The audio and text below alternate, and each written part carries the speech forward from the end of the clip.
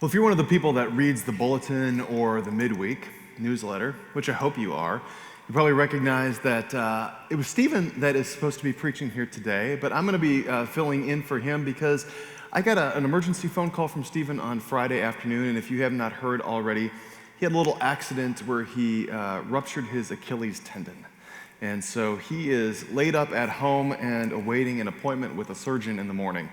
And we'll find out about next steps. So I know that he would appreciate your prayers, and so please keep Stephen Ingram in your prayers at this time as he is dealing with this new and wildly unexpected injury, which I know is going to take some time for recovery. So I know that he would appreciate your prayers. But we're going to continue with the sermon series and wrap it up today that we've been talking about for the past few weeks, called The Love Prescription.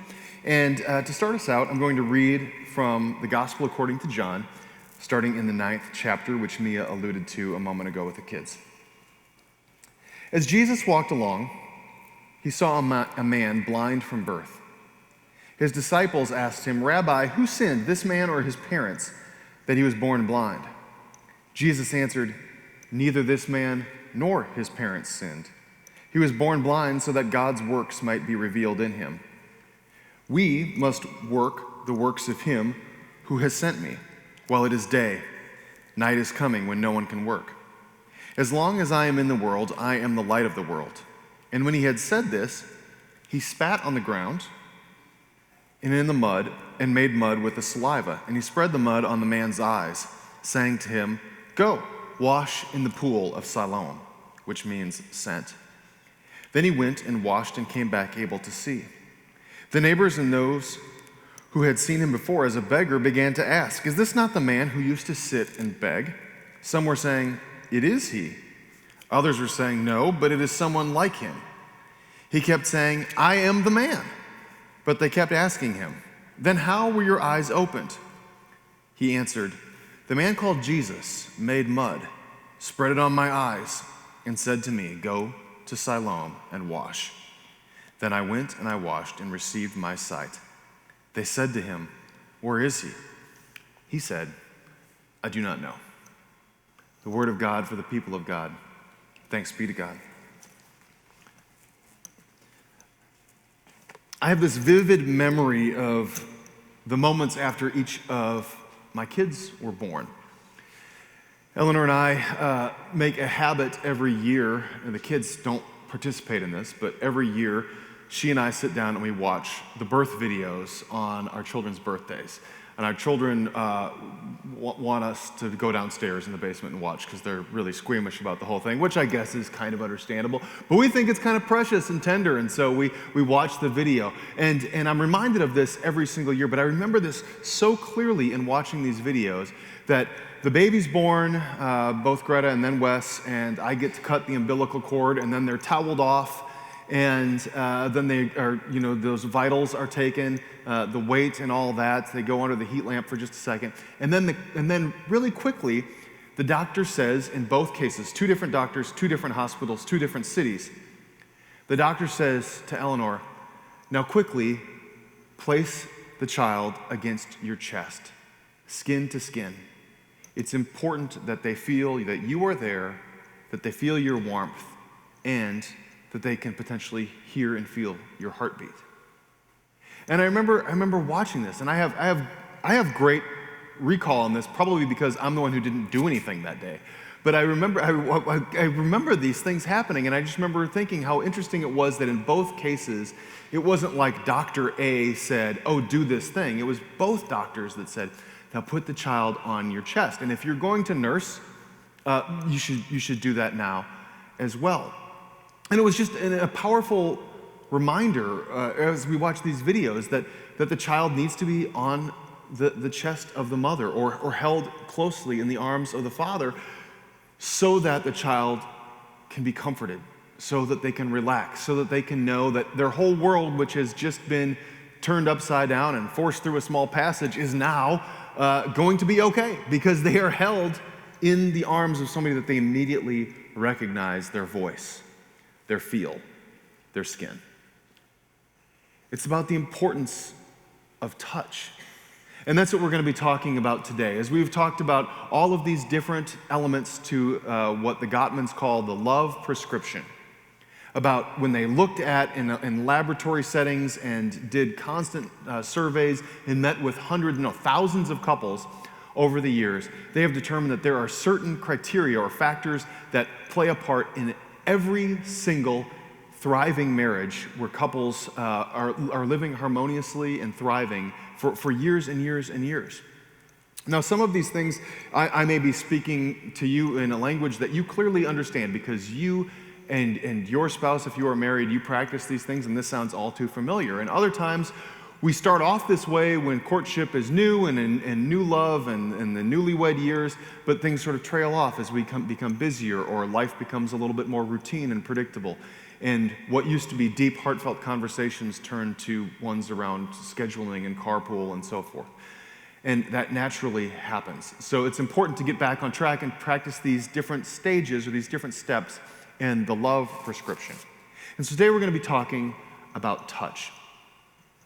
And the unique thing about touch is it seems to have like a superpower component to it. The touch of a newborn infant against a parent's skin. The touch that we experience when our hand is held by someone that we love. The embrace that we feel from someone that we care deeply for.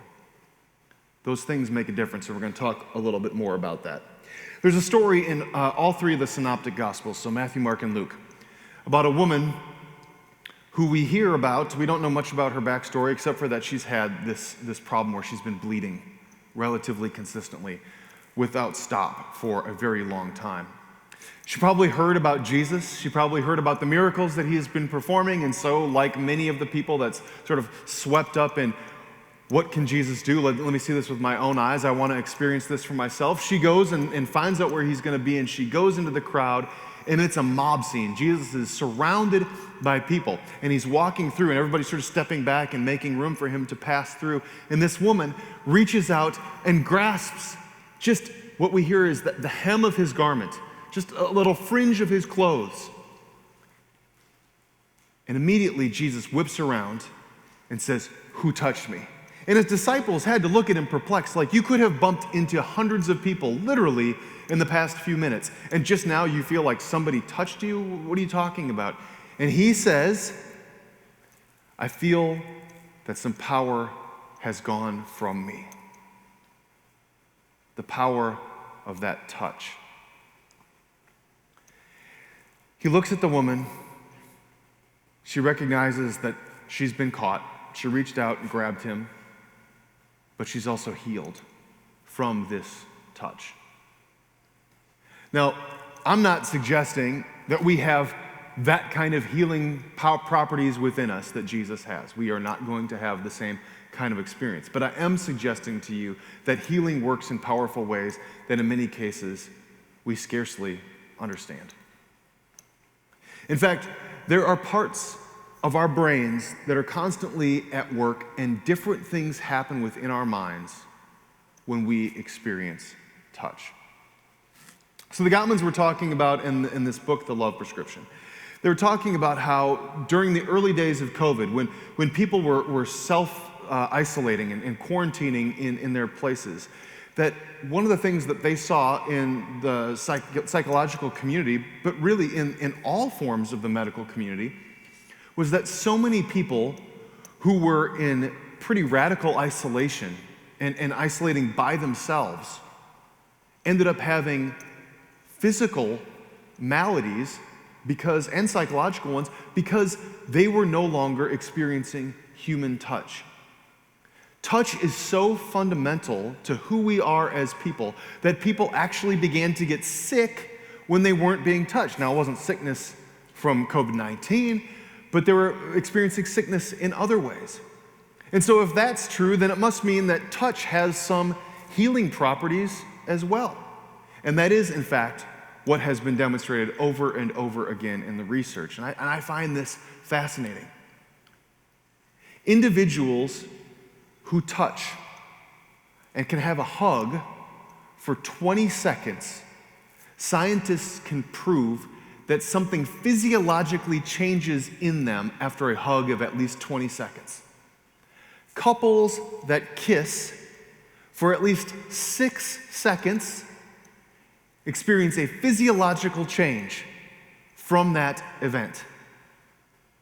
Holding hands, cuddling, and physical closeness changes us.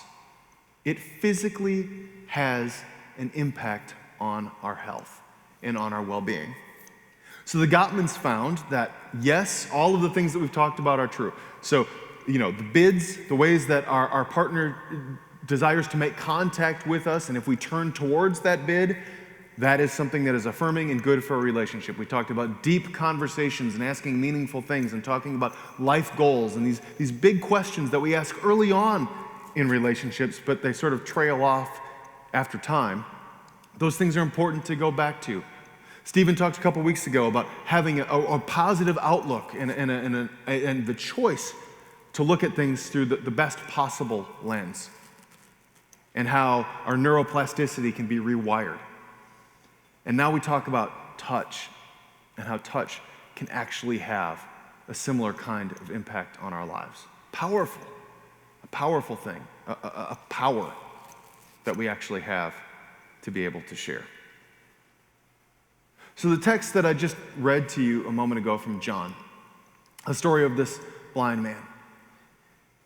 Jesus encounters him. The man is blind. He wants to see again. And his disciples ask that question that I mentioned at the beginning of the service. Did he sin or did his parents sin to cause his blindness? Now, that's not what this sermon is about, but I do think it's worth noting that Jesus corrects them immediately. And all of the times that we look at people with different hardships or different illnesses or an earthquake hitting a different part of the world, and we're inclined to say, well, what did they do to deserve that? Or those kinds of ways of thinking. And Jesus clearly sets the record straight and says, you got it all wrong. But he looks at this man, and then he does something that's kind of gross and kind of amusing and kind of cool at the same time, and he spits into the dirt, and he mixes up this muddy saliva concoction, and he rubs it on the man's eyes, and then he says, and go wash it off in the pool of Siloam, and then you're going to be healed. And the man does exactly as he's told, and that's what happens. But I got to thinking about this particular passage. What's taking place here? Why is this story different than some of the other miracle stories that we hear? In so many of the stories, somebody says, Jesus, have mercy on me, heal me. And he says, okay, it's done. Your faith has made you well. Go. Other times people come up to him and say, I'd like to be healed. And he says, okay, it is so. Other times he prays and people are healed. Why is this story different? Why the elaborate ritual of the mud and the spit and the... Think about this for a second. This man is born blind 2,000 years ago, first century Palestine. Like most people who are deprived of one sense, they have heightened senses elsewhere. His whole experience of the world has been through what he can taste, through what he can hear, and what he can feel, what he can touch. How does he know what a dog feels like? How does he know what a person feels like? How does he know what a tree feels like? How does he know what a fig feels like? Because he touches it. Because it's sensory based. Because this is how this man has seen the world, so to speak, is through the sensation of touching. And Jesus goes to this man, and he reaches down and picks up something that he has touched, this man has touched thousands of times over. The soil that makes up the land. Saliva is familiar to him. He hears him spit. He hears the mud being made at his feet, and then he feels this cool earth being placed on his eyelids. And Jesus reaches around and grabs both sides of this man's face, unlike how he's been grasped hardly ever in his life before. He is experiencing the contact of another person lovingly reaching out, taking his head into his hands, and he gently caresses his eyes. with the dirt of the earth. Back in Genesis, it says the Spirit of God breathes the ruach, the breath of life, into the earth. And the Adamah, the earth man, the man of dirt, the human being that comes from the earth, gives life. And Jesus, again in this story, reaches down and grabs that dirt of the earth and gives new life to this man. Not that he didn't have life before, but now he has sight. And maybe that's not the most important thing. The most important thing is now that he has experienced the touch of Jesus in his life.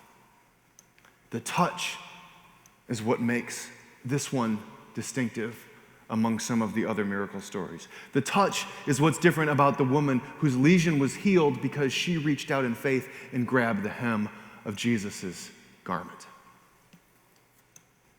The touch combined with the trust, the faith, is where the real power happens. There was another experiment mentioned in the book where a group of women were brought into a room and there was a machine that was able to track their brain functions as they underwent a little test. And the test was very simple. On a screen, they were shown a green circle, and then the screen changed. And then it would either show another green circle again, or a red X would appear on the screen. And occasionally, when a red X would appear, they would receive just a slight electro dose, just a little shock. Now, it was a little electrode was placed on their toe, and it wasn't painful, but it was enough that's uncomfortable. And so what they did is they started to show these images, the circles, the circles, the circles, the red X, the shock. The circle, the red X, and then maybe there wouldn't be a shock. But after the women recognized there was a shock that was associated with the red X, they began to wince. Whenever they'd see the red X, they would bristle in preparation for the shock that they knew was about to come, whether it came or not. And so in a way, it created an anxiety as they went through this routine and saw this over and over again. And after the women had become accustomed to this, they brought in a group of strangers. And they said to the strangers, now go over to the women undergoing the procedure or going through this test and hold their hand. And as they experienced that touch, they watched the circles and the X's go through again, and it made no difference. When the X appeared on the screen, regardless of whether or not there was a shock, they would tense up and bristle for the moment. Then they asked the men and the strangers to leave, and husbands and partners were brought in. And they held the hand of their spouse, of their loved one. And the women watched the images again. And this time, almost without fail, the voltage did not bother them. They didn't tense up because the comfort of having someone that they loved and someone that they trusted holding their hand got them through the stress and the anxiety of that moment.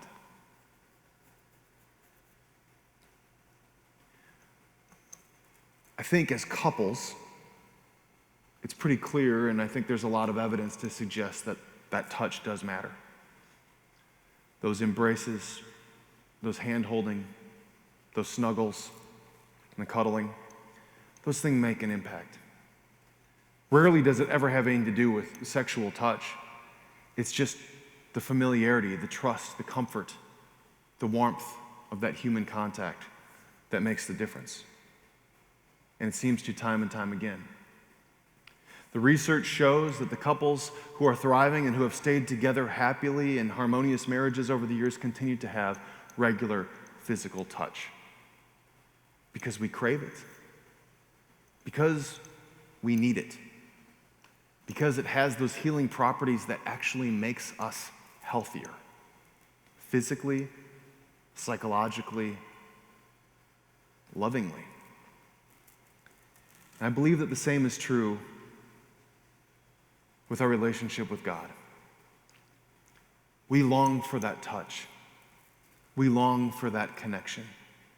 And the stories in the Bible are numerous about the times that God or Christ ended up making contact, touching someone. And we hear these stories and they resonate with us in a special way because we can imagine too our Savior taking our face in his hands, holding us, massaging our face and saying, I'm here. I've got this with you. It's almost like the trust of a loving partner holding our hand and saying, I know that it's going to happen again.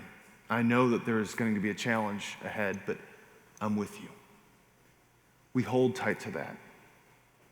We hold his hand and squeeze it back, and we say that if you are with me, I can experience this with you. And if you walk with me, I can do this. So we experience the power of that touch, and we experience it spiritually in our friendships and in our romantic and most sacred relationships.